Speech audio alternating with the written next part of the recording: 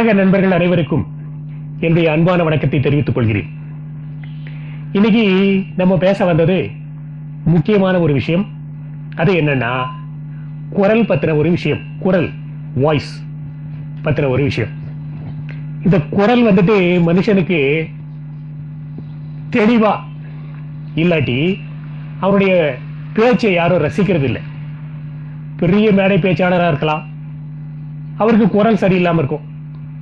கரகரான ஒரு மாதிரி குரலோ, கீச்சு குரலோ, டபுள் வாய்ஸ் எடுப்பாங்க சில பேர். ஆம்பளை வாய்ஸ் பொம்பளை வாய்ஸ் சேர்ந்து வரும்.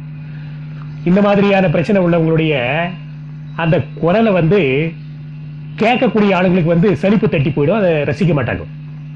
அப்படி இருக்கிறதுனால அந்த குரலை எப்படி சரி பண்ணலாம்? குறிப்பா இந்த பாடகர்கள், மேடை பேச்சாளிகள், ஸ்பெஷல் லெக்சர் கொடுக்கக்கூடிய காலேஜ் லெக்சரருங்கோ, இந்த மாதிரியான ஆளுங்க, பிரசன்டேஷன் பண்ணக்கூடிய ஆளுங்க, இவங்களுக்கெல்லாம் அருமையான குரல் வளம் இருக்கணும். அந்த குரல் வளம் இல்லைன்னா அவங்களுடைய பேச்சு ரசிப்பு தன்மை போயிடும். அதை யாரும் அந்த அளவுக்கு ரசிக்க மாட்டாங்க, விரும்பி ரசிக்க மாட்டாங்க. அப்படி இருக்கிறதுனால இந்த குரலை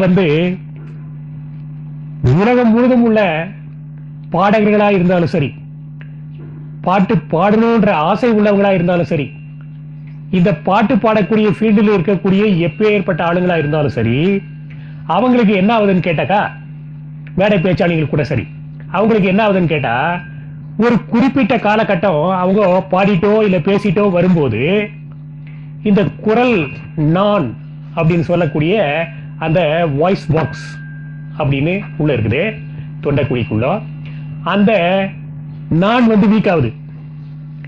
அதிகமா தொடர்ந்து பேசிட்டே வரும்போது லங்ஸ் அப்படின்னு சொல்லக்கூடிய நுரையீரல், அந்த நுரையீரலுக்கு எந்த அளவுக்கு அவங்க நினைக்கிறாங்களோ அந்த அளவுக்கு காத்தை லோட் பண்ணும், அந்த அளவுக்கு காத்தை ரிலீஸ் பண்ணுன்ற அந்த கெப்பாசிட்டி போயிடுது.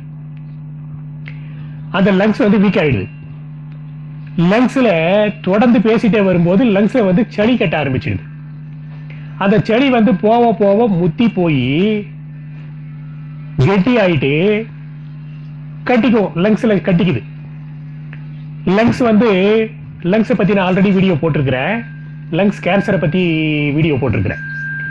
லங்ஸ் ஆகப்பட்டது 3 பார்ட் ஆயிருக்குது, 3 பாகம். Lower part, middle part, Appar part. இங்கிருந்து இது வரல இருக்குது லங்ஸ். இதுல லங்ஸ் சளி கட்ட ஆரம்பிக்கும் போது அந்த லோயர் பார்ட்ல தேங்கி போகுது சளி.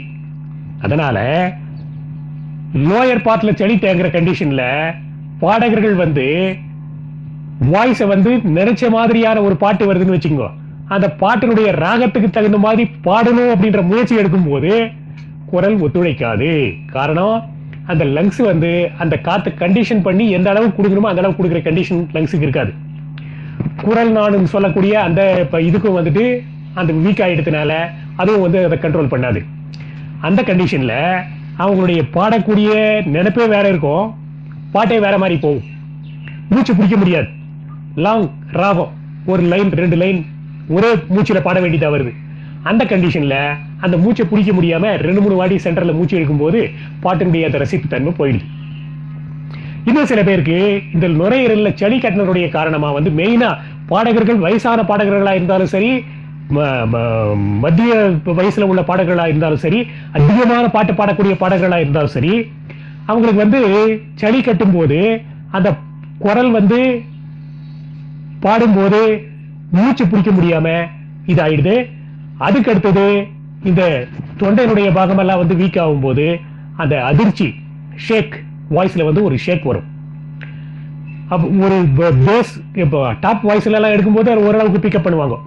பேஸ்ல வரும்போது தான் அந்த வைப்ரேஷன் சொல்லக்கூடிய அந்த ஷேக்கினஸ் அது தெரிய ஆரம்பிக்கும்.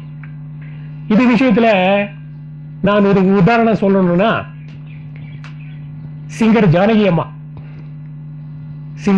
அம்மா அவங்க விஜய் டிவில ஒரு வாட்டி பேட்டியில சொன்னாங்க, எனக்கு 72 வயசாச்சு, என்ன ஃபாலோ பண்ணி பாடணும்னு நினைக்கிறவங்க என்னுடைய பழைய பாட்டுங்களை ஃபாலோ பண்ணி பாடுங்க, இப்ப இருக்கக்கூடிய என்னுடைய வாய்ஸை ஃபாலோ பண்ணாதீங்க, அது அதிர ஆரம்பிச்சிருச்சு அப்படின்னு சொன்னாங்க.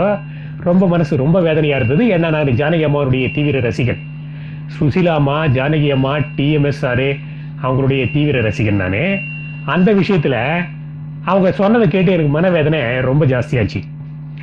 ஃபோன் நம்பர் அவங்களுக்கு கண்டுபிடிச்சி அவங்களுக்கு ஃபோன் பண்ணி பேசினேன். ஆமா, உங்களுடைய வாய்ஸ் வந்து அதனுடைய காரணம் வந்து இத்தனை வீக்னஸ் இருக்கு, இதை சரி பண்ணலாம், இதை சரி பண்ணி உங்க வாய்ஸை வந்து சரி பண்ணலாம். இன்னும் ஒரு 15-20 வருஷத்துக்கு உங்களுடைய வாய்ஸ் அதிராம ஸ்டடி அண்ட் கோன்ற மாதிரியான கண்டிஷன்ல உங்களை பாட வைக்கிறேன் நானு. நீங்க ரைட்டுனீங்கன்னா நான் மெட்ராஸ்க்கு வந்து உங்களுக்கு ஃப்ரீ ட்ரீட்மெண்ட் கொடுத்து உங்களை நான் செட்ரைட் பண்றேன் அப்படின்னு சொன்னேன். அந்த அம்மாவுக்கு வந்து ஒரு மனசுல ஒரு வேதனை. அவங்க வெரி சென்சிட்டிவ் பேஷண்ட்னு கேள்விப்பட்டேன். எதை சாப்பிட்டாலும், எந்த மருந்து மாத்திரை சாப்பிட்டாலும், சாதாரண மருந்து மாத்திரை சாப்பிட்டா கூட உங்களுக்கு அலர்ஜி வந்துடும் அப்படின்னு கேள்விப்பட்டேன். அது வீடியோல கூட அவங்க சொல்லியிருக்கிறாங்க. அப்படி இருக்கிறதுனால அவங்க ஒரு மாதிரி டிப்ரெஷன் காலாயிட்டு இருந்தாங்க போல இருக்கு. உடனே சொன்னாங்க, எல்லாமே டெம்பரரி தானங்க அப்படின்னாங்க. எல்லாமே டெம்பரரி தானேனாக்கா அதுக்கு என்ன பதில் சொல்றதுன்னு எனக்கு தெரியல. உலகத்துல எல்லாமே டெம்பரரி தான். சூரியன் டெம்பரரி, நவ கிரகங்கள் டெம்பரரி, வான மண்டலத்தை காணக்கூடிய சகல விதமான ஐட்டங்களும் டெம்பரரி தான். சூரிய இருண்ட கிரகமா இருந்து ஒரு காலகட்டத்தில் அதனுடைய உள்ள இருக்கக்கூடிய அந்த வாயுக்கள் எல்லாம் சுருங்க ஆரம்பிச்சு லோ கம்பஸ்டிபிள் கேசஸ் சொல்லக்கூடிய குறைந்த வெப்பநிலையில நெருப்பு பிடிக்கக்கூடிய அந்த வாயுங்க வந்து சூடேறி தீப்பிடிச்சு, அதுக்கப்புறம் வந்து ஹை கம்பஸ்டிபிள் கேஸ் சொல்லக்கூடிய அதிகமான வெப்பநிலையில் எரியக்கூடிய வாயுகளும் தீப்பிடிச்சு இன்னைக்கு 20 லட்சம் டிகிரி சென்டிகிரேட்ல அது எரிஞ்சிட்டு இருக்குது. அந்த வாயுங்கள்லாம் தீர்ந்து போன பின்னாடி மறுபடியும் சூரிய இருண்ட கிரகமா மாறிடும். இப்ப நட்சத்திரமா இருக்குது, அது இருண்ட ஒரு கிரகமா மாறிடும். மறுபடியும் பூமி அதனுடைய சூரியனுடைய ஒளி காரணமா வாழ்ந்து கொண்டிருக்கின்ற நவ கிரகங்கள். இந்த கிரகங்கள் எல்லாமே ஆக்சுவலா வந்து சித்தர்களுடைய கணிப்பு பிரகாரம் கிரகங்கள் 12. 10வது கிரகத்தை நாசா லேட்டஸ்டா கண்டுபிடிச்சு வெளியிட்டாங்க. இப்படி இருக்கிறதுனால இந்த கிரகங்கள் எல்லாமே வந்து டம்மி ஆயிடும், மறுபடியும் எல்லாமே இருண்டு போயிடும். அப்போ உலக வாழ்வு எல்லாமே வந்து 0 ஆகி போகுது. இந்த மருத்துவத்துல என்னன்னா, வாழ்க்கை வந்து டெம்பரரியான வாழ்க்கை. மனுஷனதோ எந்த உயிரினங்களதோ எல்லா வாழ்க்கையும் டெம்பரரி. அந்த டெம்பரரியான ஒரு வாழ்க்கைய பெர்மனண்டா அப்படின்னா ஆரோக்கியமா, ஏன்னா வாழ்றதே கொஞ்ச நாள். அந்த கொஞ்ச நாள் வாழ்க்கையில பல கஷ்டத்தை அனுபவிச்சு, பல துக்கத்துக்கு ஆளாகி, பல வியாதிகளுக்கு ஆளாகி கஷ்டப்பட்டு வாழ்ற அந்த கண்டிஷன்ல அதை தீர்த்து அந்த டெம்பரரியா வாழக்கூடிய கொஞ்ச காலத்தை ஸ்திரமா ஒரு லெவலா எந்த பாதிப்புக்கு ஆளாவாம ஒரு நிரந்தரமான வாழ்க்கை, ஒரு பெர்மனண்டான வாழ்க்கை எப்படி வாழ்றது அப்படின்னு சொல்லக்கூடியதுதான் மருத்துவம். இத வந்து லார்ட் சிவா சொன்னாரு அப்படின்றது ஐதீகம். லார்ட் சிவா தான் எல்லா வியாதிக்கும் மருந்து சொல்லி அதுக்கு உண்டான அந்த இது எல்லா விளக்கத்தையும் கொடுத்தாரு அப்படின்றது ஒரு மருத்துவத்துடைய ஐதீகம். அப்படி இருந்ததுனால தெளிவா வந்து மனுஷன் முயற்சி பண்ணி யோகாசனம், பிராணாயாமம், காயகல்பம், காய சித்தி அப்படின்ற மருந்துகளை சாப்பிட்டு இந்த யோகாசனம், பிராணாயாமம் இதையெல்லாம் பண்ணி உடம்பை பதப்படுத்தும் போது சூட்சும உடல் அடைஞ்சு மரணத்தை வென்று நித்திய ஜீவியா வாழலாம், எப்பவுமே காலகாலத்துக்கு சாவாம இருக்கலாம்ன்றதையும் அவர் சொல்லியிருக்கார். அது பெர்மனண்டான வாழ்க்கை, எப்பவுமே வந்து நிலையா இருக்கக்கூடிய ஒரு வாழ்க்கை. அது அந்த சூக்ஷ்ம உடல் கிடைக்கும் போது இந்த உடல் வந்து அழிஞ்சிட்டு சூக்ஷ்மம் கேஷியஸ் சம்பந்தமான ஒரு சரீரம் மட்டும் இருக்கும். ஆனா நம்மளாவே இருப்போம். அப்படி இருக்கிறதுனால ஜானகி அம்மா வந்து எல்லாமே டெம்பரரி தானங்கன்னு சொல்லிட்டு கேட்ட அந்த கேள்விக்கு என்னால சடனா வந்து பதில் சொல்ல முடியல. அவங்களுக்கு பதில் சொல்லக்கூடிய சூழ்நிலையில நான் இருந்த போதும் இப்ப நான் உங்களுக்கு கொடுத்த இந்த எக்ஸ்பிளனேஷன் அவங்களுக்கு கொடுத்திருக்கலாம். ஆனா வந்துட்டு அவங்க ஒரு பெரிய பாடகி அப்படின்ற உலக பிரசித்தி பெற்ற ஒரு பாடகி அப்படின்றதுனால சடனா அவங்களுக்கு நான் ரிவர்ஸ் ஆகிறதுக்கு என்ன இஷ்டப்படல. அது விஷயத்துல ஆமா எல்லாமே டெம்பரரி தான் அப்படின்னு சொல்லிட்டு நானும் சொன்னேன். நீங்க எந்த ஊர்ல இருக்கிறீங்க அப்படின்னாங்க. நான் பலான ஊர்ல இருக்கிறேன்னு சொன்னேன். ஓ, அந்த ஊருக்கு நான் நிறைய வந்திருக்கிறேன், எனக்கு நல்லா தெரிஞ்ச இடம் தான், எனக்கு பிரச்சனை வரும்போது நான் உங்களை கான்டாக்ட் பண்றேன் அப்படின்னாங்க. ஓகேன்னு சொல்லிட்டு முடிச்சிட்டேன். ஒரு காலகட்டத்தில் டிஎம்எஸ் கான்டாக்ட் பண்ணி அவருக்கு வந்து ஒரு காதுல பிரச்சனை இருந்தது, மூச்சுல வந்து அவருக்கு பிரச்சனை இருந்தது, அதாவது இழுப்பு வீசிங் ப்ராப்ளம் இருந்துச்சு அப்படின்னு கேள்விப்பட்டு அவரை கான்டாக்ட் பண்ணேன். அவரை கான்டாக்ட் பண்ணும்போது அவருடைய பெரிய மகன் செல்வகுமார் அப்படின்னு பேருன்னு அவர் வந்து போனை எடுத்துட்டு அப்பா வந்து கனடா போயிருக்காரு, அவர் ரிட்டர்ன் வந்த உடனே அவருக்கு நான் சொல்ற விஷயத்த நீங்க ஒரு லெட்டர் போடுங்க, அந்த லெட்டரையும் அவர் படிக்கட்டும், நானும் விஷயத்த சொல்றேன் அப்படின்னாரு. அப்போ மறுபடியும் 2வது வாட்டி நான் கால் பண்ணும்போது அவங்க சொன்ன டைம் விட்டுட்டு கால் பண்ணேன். கால் பண்ணும்போது சொன்னார், அவரே தான் எடுத்தார். மறுபடியும் சொன்னாரு, இல்ல சோடியம் பிரச்சனை உடம்புல கம்மியா இருக்கும்போது, சோடியம் பிரச்சனை இருக்கும்போது வீசிங் இருந்தது, இப்போ சோடியம் வந்து நார்மல் கண்டிஷனில் இருக்குது. காது பிரச்சனை வந்து கூட அந்த அளவுக்கு எதுவும் இல்லை. உங்களுக்கு உங்களை நாங்கள் கான்டாக்ட் பண்ணுறோம் அப்படின்னு சொன்னாங்க. சுசீலா அம்மா கிட்ட இப்போ ஃபோனில் பேசி சுசீலா அம்மா கிட்ட ஏன் மேடம் பாட்டு பாடுறதை நிறுத்திட்டீங்கோ அப்படின்னு கேட்டேன். அந்த அம்மா இருந்தது எனக்கு 82 வயசு ஆயிடுச்சுங்கோ, இனிமேல் நான் என்ன பாட போகிறேன் அப்படின்னாங்க. இல்லை உங்களுடைய குரல் வந்து அந்த ஷேக் ஆகிறத வந்து நிறுத்துறதுக்கான மருந்து எங்கிட்ட இருக்கு. அந்த இனிமைன்றது வந்து உங்களுடைய அந்த வைப்ரேஷன்ஸ் கட் ஆச்சுன்னா அந்த இனிமைன்றது வந்து ஆட்டோமேட்டிக்காக உங்களுக்கு பிறவியிலேயே அது இருக்குது. அந்த இனிமை மறுபடியும் ஜாயின் ஆகிடும். உங்களுக்கு வந்துட்டு நீங்கள் வாழ்கிற காலம் வரலும் நல்லா பாடலாம் அப்படின்னு சொன்னேன்.